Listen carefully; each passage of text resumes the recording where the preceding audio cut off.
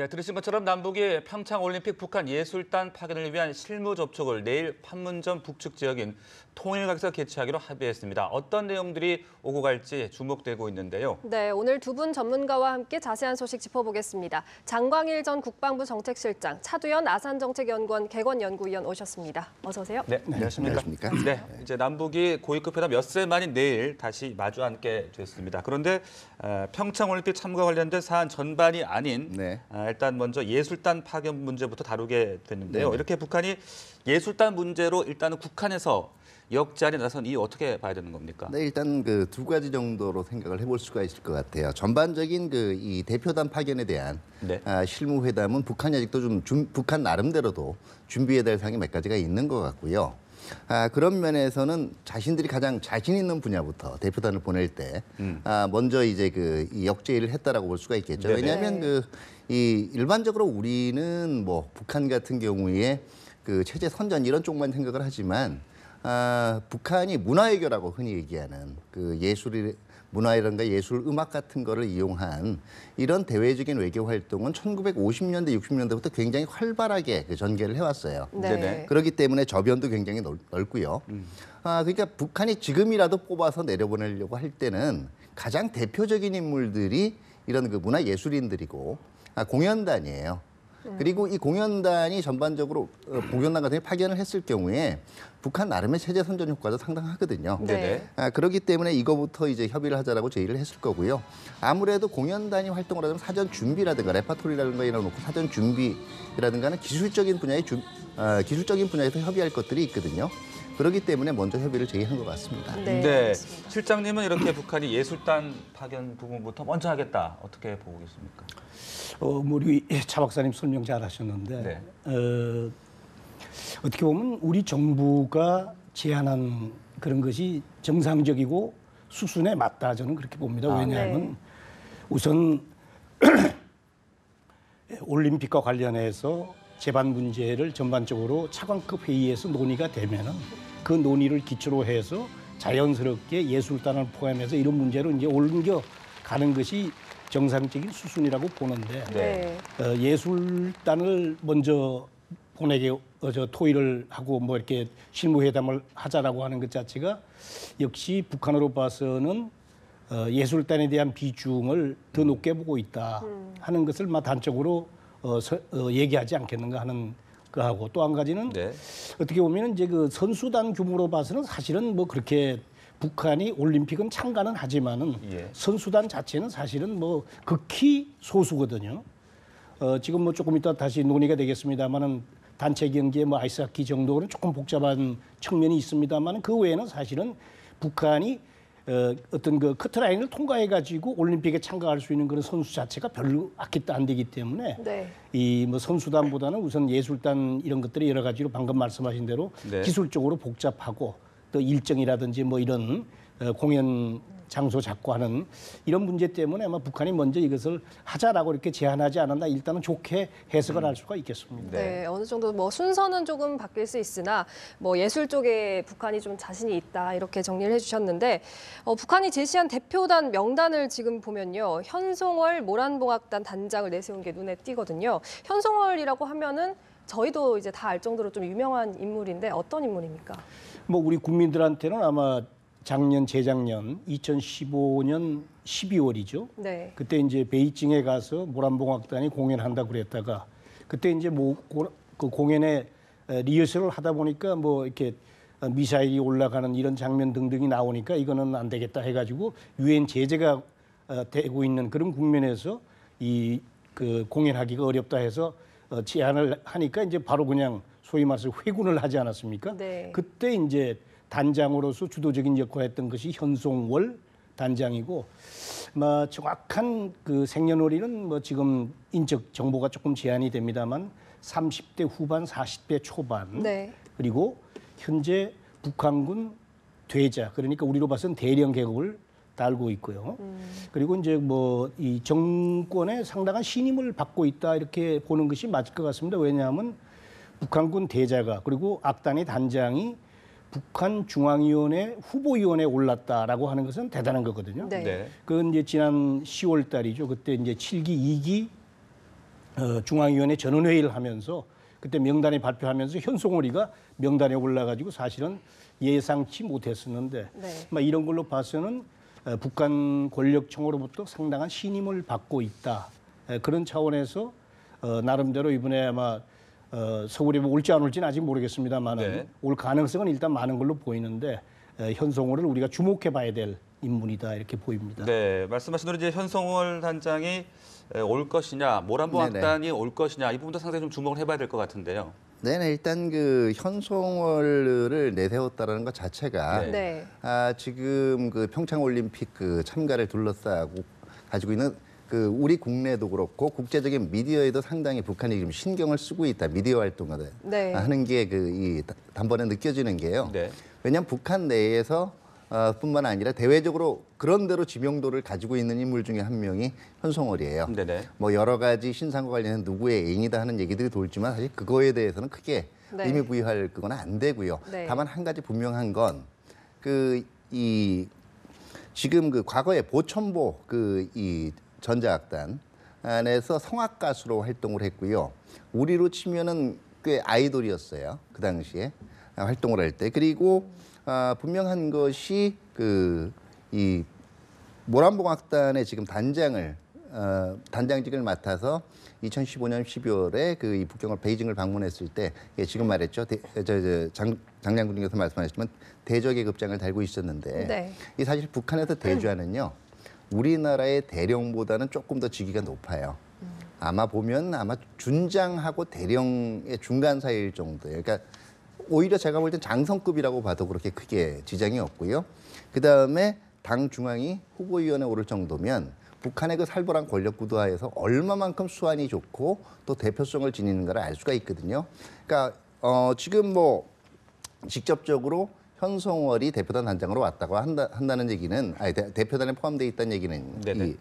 협상단에 포함되어 있다라는 얘기는 그만큼 북한도 이 협의에 지금 신경을 쓰고 있다. 그리고 상당히 중량급 인사들을 지금 공연단에 보낼 수가 있다. 지금 이걸 얘기하는 거고요. 네. 뭐 협의 결과에 따라서는 제가 볼 때는 모란봉악단도 충분히 올 가능성이 있어요. 지금 네. 관현악단이라고 돼 있는데 이게 우리가 얘기하는 일반적으로 클래식 관현악만 얘기하는 게 아니고요. 네. 북한 같은 경우에는 뭐 전자악단이라든가 이런 현대식 그 퓨전 관현악 같은 경우에도 얼마든지 범위에 포함을 시키고 있기 때문에 네. 다양한 그 이 구성의 예술단이 올 가능성이 있다고 봅니다. 네, 알겠습니다. 그리고 지난 회담에서 개회식 공동 입장, 또 공동 문화 행사를 개최하자 뭐 이런 얘기가 오고 갔는데 이번에 남북 합동 공연 문제가 논의될 수 있을까요? 당연히 아마 이제 내일 그 이제 회담을 하다 보면은 네. 회담 그 이제 예술단의 규모라든지 예술단 어떤 공연을 어떻게 할 것이냐, 공연 장소를 어떻게 할 것이냐, 네. 그다음에 전반적인 일정 뭐 이런 것들이 전반 자연스럽게 토의가 될 것인데 제가 볼 때 이제 예를 들어서 뭐 그 우리가 공연 장소를 빌려주고 공연을 단독으로 한다든지 네. 또는 우리와 함께 합동 공연을 한다든지 뭐 여러 가지 방법이 있을 수가 있는데 사실 아시다시피 북한 예술단이라는 것이 어떤 측면에서는 순수한 예술을 표방하고 있기보다는 국가 또는 당의 선동 수단으로서의 예술단이라는 측면이 사실은 많거든요. 네. 그런 측면에서 이제 제가 좀 우려가 되는 것은 이 서울 수도 한복판에 와가지고 북한의 어떤 그 체제를 선전한다든지 또는 핵과 미사일과 관련된 이런 것을 선전한다든지 김정은의 어떤 우상과 관련된 이런 것을 뭐 한다든지 네. 하는 것은 사실은 우리 정부로서도 그렇고 우리 국민으로서도 대단히 수용하고 받아들이기가 어렵지 않습니까? 네. 그래서 그런 차원에서 제가 네. 볼 때 사전 실무회담을 할 때 차라리 남북 간 공연을 같이 하면서 그런 문제가 자연스럽게 해소될 수 있게끔 사전 걸르고 해소하는 것이 바람직하지. 네. 그 와가지고 서울에서 공연을 하는데 뭐 이것이 된다 안 된다 해가지고 다시 돌아간다든지 그 베이징에 2년 전에 있었던 그런 상황이 다시 되풀이되는 이런 아름답지 않은 상황이 발생되지 않게끔 사전 조율을 우리 정부가 잘할 필요가 있다 이렇게 네. 보여집니다. 공연장만 제공하고 북한이 단독 공연을 펼칠 수도 있을 것 같고 또 남북이 공연을 함께하되 번갈아 공연하는 방식, 또 네, 아예 여러 가지 합동으로 방식이 방식 협의가 될 수가 그런 있겠죠. 것들이 나올 수 있을 것 같은데 네. 어떤 방식을 좀 예상해 볼 수 있겠습니까? 근데 일단은 제가 볼 때는 남북 따로따로 이제 공연하는 곡들이 있고요. 네. 네. 뭐 경우에 따라 한 두세 곡 정도 공동 공연도 생각을 해볼 수가 있을 겁니다. 이 경우에는 그 주제라든가 곡목에 대해서 굉장히 좀 신중하게 선정을 해야 될 것 같고요. 네. 아무래도 남북 화합을 상징하는 그런 곡이나 아니면 주제가 선정된다면 이거는 공동 공연도 충분히 고려해 볼 수가 있겠죠. 네. 자, 그리고 이 스포츠 분야에서도 말입니다. 네. 지금 여자 아이스하키 단일팀 네. 구성이 지금 추진되고 있지 않습니까? 네. 이게 과연 성사가 될 것인지 좀 시기적으로 좀 촉박하다는 의견들도 있고요. 네네. 네, 어떻게 뭐 저는 뭐 정부가 지혜롭게 알아서 그 잘 처리를 할 걸로 생각을 하지만 두 네. 가지 우려가 있어요. 첫 번째는 이제 북한 선수단을 위해서 지금 IOC 측하고도 지금 계속 협의가 되고 있고요. 네. 결국은 이제 실질적으로 국제적인 기준을 완전히 통과한 선수단만 자격을 부여할 경우에는 피겨에 페어 종목밖에는 올 수가 없죠 지금은. 네. 근데 거기에다가 더해서 와일드 카드를 부여할 경우에는 이제 그나마 국제적인 경기력에 그래도 근접해 있는 게 여자 아이스하키 대표단이기 때문에 여기에 일부를 포함시켜서 단일팀을 구성하는 방안도 지금 얘기가 되고 있는 걸로 알고 있어요. 근데 이제 우리가 한번 생각을 해봐야 될 거는요. 결과적으로는 글로벌 스탠다드의 문제거든요. 그러니까 올림픽을 위해서 열심히 뛰어온 다른 나라의 선수들이 있어요. 네. 그 선수들이 가지는 상대적 박탈감을 생각을 해보고 우리가 그동안 글로벌 스탠다드에 대해 맞게 행동을 해온 국가라는 인식을 가지고 있는데 우리 행사를 위해서 아무리 화합의 목적이지만 네. 와일드 카드로 이 선수들을 확보해 주자고 얘기하는 게 옳은 건지 한번 봐야 되고요. 두 번째는요. 올림픽은 뭐니 해도 선수가 먼저예요. 아이스하키란 종목은요. 6명이 함께 뛰고 있습니다. 네. 이 중에 선수 하나만 바뀌어도 경기력에 굉장한 차이가 와요. 네네. 그러면 결과적으로 엔트리를 늘려가지고 기존의 올림픽을 위해서 4년간 열심히 노력해왔던 우리 선수들을 구제할 수는 있어요. 근데 문제는 또 다른 문제가 발생하는 게 북한 선수단한테 상징성을 부여하기 위해서 한 번이라도 뛸 기회를 제공을 하면 본의 아니게 원래 뛰어야 됐던 우리 선수가 출전 기회를 박탈당할 수가 있어요. 네네. 두 번째는 이 선수들을 섞어서 하는 동안 원래 연습해왔던 거에 대한 했던 것보다 경기력이 만약에 떨어질 경우에 만에 하나 네. 그거는 또 그 선수들의 그동안의 피와 땀에 대한 모욕이에요. 네. 올림픽 정신이라는 게 뭔지를 한번 잘 생각을 해봐야 될 거고요. 네. 이런 우려가 현실화되지 않도록 운영의 묘를 발휘해야 될 거라고 생각을 네, 합니다. 나름의 의미는 있겠지만 또 여러 가지 현실적인 어려움도 한계도 있다고 지적을 하셨는데요. 방금 말씀하신 네. 대로 이제 그 아이스하키라는 것이 단체 경기고 그 선수를 봐야 이제 실제 한 23명 중에서 나가서 현장에 뛰는 것은 6명의 선수가 한꺼번에 딱 팀워크가 돼가지고 네. 운동을 하는 거죠. 공격 선수 3명, 방어 선수 2명, 골키퍼 1명 이렇게 하는데 아까 말씀하신 대로 단 한 명만 바뀌어도 팀워크 전체가 흔들린다는 거예요. 그러니까 사실은 이 6명이 그 하나의 그 어떤 일체감을 가지고 할 수 있는 이런 아주 민감한 네. 그런 이제 경기인데 여기에 선수를 그것도 아주 임박해서 사전에 충분한 팀워크를 갖다가 다졌으면 그만나 이해할 수 있는데 팀워크가 다져진 상태 안에서 이 단체 팀이라고 그래가지고 이걸 갖다가 이렇게 한다는 거 아마 좀 신중히 좀 잘 생각했으면 좋겠고 그다음에 이제 예를 들어서 우리가 이기든 뭐 더 올라가든 해서 이를테면은 그러면 대한민국의 뭐 금메달을 땄다고 칩시다. 네. 그러면 단체 경기로서 국가를 뭘로 할 건지 당연히 우리는 태극기가 개양이 되고 애국가가 개양이 되는 것이 당연하지 않습니까? 네. 그러니까 이럴 때 만약에 단체 경기일 경우에는 이거 어떻게 할 것이냐 이런 뭐 복잡한 문제까지도 고려될 수 있기 때문에 우리 정부에서 이런 것을 여러 가지 심층적으로 검토는 하겠지만은 하여간 개별 선수가 뭐 이렇게 같이 뛴다든지 하는 것은 뭐 이해할 수 있지만은 단체 경기에 충분히 준비되지 않은 상태에서 올림픽이라 가지고 이렇게 하는 것 자체가 아까 말씀하신 대로 올림픽 정신이라든지 단체 경기의 정신 또 국가를 대표하는 차원에서의 대한민국 국기를 달고 나가지 않습니까? 네. 그런 차원에서 과연 참 여러 가지 우려되는 네네. 바가 사실 적지 않다 이런 말씀을 드립니다. 네, 그러면서 참 시간이 촉박한 것 같습니다. 좀 결과를 지켜봐야 될 것 같고 그리고 또 북한이 이제 가장 큰 관심사 중에 하나가 바로 고위급 대표단 명단이었습니다. 뭐 여기서 여러 가지 시나리오가 나오는데 최룡해가 나올 수도 있고 김영철이 나올 수도 있고 뭐 김여정이 나올 수도 있다. 근데 누가 대표단을 이끌게 될지 어떻게 보십니까? 글쎄요, 와봐야 알겠습니다만은 김영철, 최용해, 김여정 뭐 여러 사람 다 거명이 되고 있으면 제가 볼 때 가장 그래도 근접한 것이 최용해가 아닌가. 우선 고위급 대표를 가장 그 어떤 북한을 대표할 수 있고 네. 또 어떤 의미에서 김정은 위원장과 가장 이렇게 그 속내를 또 그 의중을 갖다가 잘 알 수가 있고 북한을 대표할 수 있고 또 지금 직책상으로 봐서 사실상 그저께 그 통일부에서 발표한 걸로 보면 사실상 조직 지도부장이라고 이제 부위원장이지만은 직함을 받은 걸로 보면은 조직 지도부는 사실은 북한의 그 노동당 내에서 당의 당 중의 당, 또 직책 중의 직책 모든 인사 권한을 가지고 있고 고위직을 갖다가 감시 감독하면서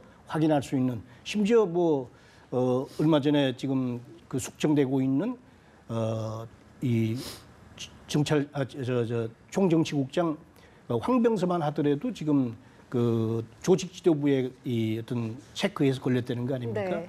그런 걸로 봐서는 최용해가 조직 지도부장이라는 직책 또는 체육위원회 위원장이라는 직책 이런 거를 가지고 내려와서 한다면은 제가 볼 때 고위급 회담으로서 네. 명분은 맞겠는데 단지 이제 한 가지 걸리는 것은 네.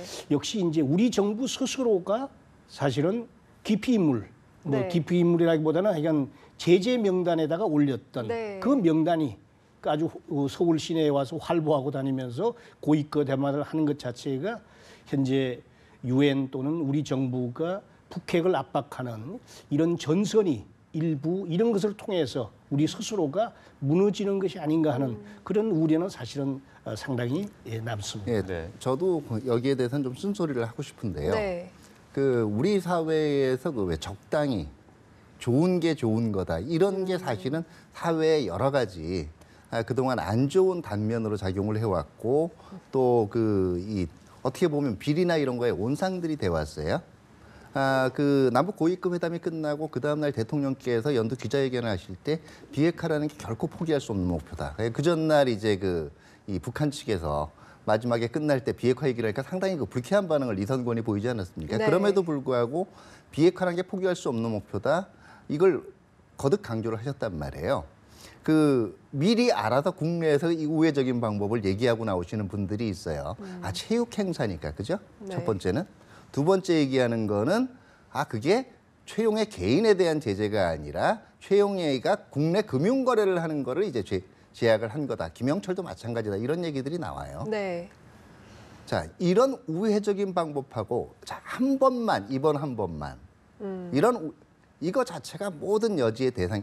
우리가 스스로 어쨌든 이 인물들은 핵을 개발하는데 기여를 한 인물들이기 때문에 우리 스스로 이 인물하고는 접촉을 안 하겠어라고 얘기를 한 거예요. 그거를 이제 와서는 우리가 스스로 손바닥 듯이 뒤집는다라는 것이 나중에 네. 남북 협상에 얼마만큼 유리할지. 네. 자, 지금 하나 하는 게 체육 행사기 때문에 데려온다라는 거 아니에요? 근데 논리적 모순이 되는 게 이 사람이 오면 그 다음에 정치 협상을 할 수도 있기 때문에 데려오는 게 좋다라는 얘기예요. 이런 모순된 태도가 어디가 있습니까? 제가 볼 때는 이 올림픽 때 일단 북한 대표단이 온 다음에 그 다음 좋은 분위기가 이어졌을 때 실질적으로 북한이 비핵화 의지를 내비치고 그와 관련된 협상이 올 때는 충분히 그때는 기존 제재 대상 인물들이라도 얼마든지 오라 그럴 수 있어요. 왜냐하면 그동안 제재가 넓어지다 보니까 북한의 주요한 정책 결정들이 대부분 포함이 돼 있으니까 이건 불가피하게 문제를 풀려면 문제의 근원이 와야 된다 하는 측면에서 부를 수가 있겠지만 네. 다른 대안이 없다면 모르겠어요. 김영남 최고인민회의 상임위원장도 있고요. 그다음에 김정은 위원장의 여동생이라 그러는 김여정 부부장도 있단 말이에요. 그런 상황에서 일단 어쨌든 명목상 2인자로 부각되고 있어요. 북한에서 확정된 2인자라는 게 누가 있어요? 2, 3년만 지나면 또 바뀌는데요. 거기에 혹해서 우리 상징, 우리 원칙을 스스로 어그러뜨리는 게 과연 아무리 올림픽이라 그러는 경사, 북한 측 용어로는 결의의 축제, 민족 경사라고 하더라도 이게 옳은 방법이냐를 우리 스스로 한번 좀 부끄러워하고 생각해 볼 수가 있어야 돼요. 네, 자 어떤 인물이 파견될지 좀 지켜보도록 하고요. 자 끝으로 하나만 더 여쭤볼게요. 이제 남북 군사 당국 회담도 이제 열리게 될 텐데 일단은 좀 민감한 안보 현안들은 먼저 좀 배제가 될 것 같거든요. 어쨌든 군사당국 회담이 열린다면 제 1차적인 그 관심사는요. 네. 지금 그 대표단이 어느 경로로 올지도 얘기가 되고 있잖아요. 근데 잘못하면 그 해상 수송으로 올 경우에 사실 배를 타고 올 경우에는 이것도 제재 문제가 걸릴 수 있고요. 고려 항공을 특히 타고 올 경우에는 이거는 미국 제재에 또 이 걸릴 수가 있어요. 제일 좋은 건 육로로 오는 방법인데요. 네. 어쨌든 육로로든 해로로 오든 이걸 군사적으로 안전하게 보장할 수 있는 군사적 보장 방안이 있어야 됩니다. 이거는 군사 당국자 간의 협의가 돼야 될 거고요.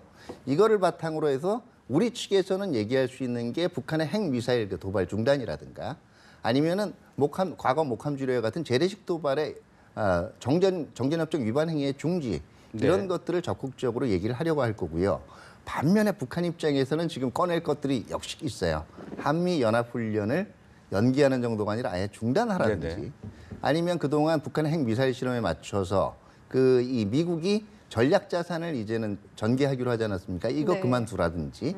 그다음에 최종적으로는 2007년에 합의됐던 서해상에서의 남북 공동 어로수역 이거 설정 약속시켜라. 이런 의제들을 들고 나올 수 있겠죠. 네, 알겠습니다. 오늘 말씀은 여기까지 듣도록 하겠습니다. 북한 예술단 파견을 위한 실무 접촉과 관련해서 장광일 전 국방부 정책실장 그리고 차두현 아산정책연구원 개권연구위원과 함께했습니다. 감사합니다. 고맙습니다. 네, 감사합니다.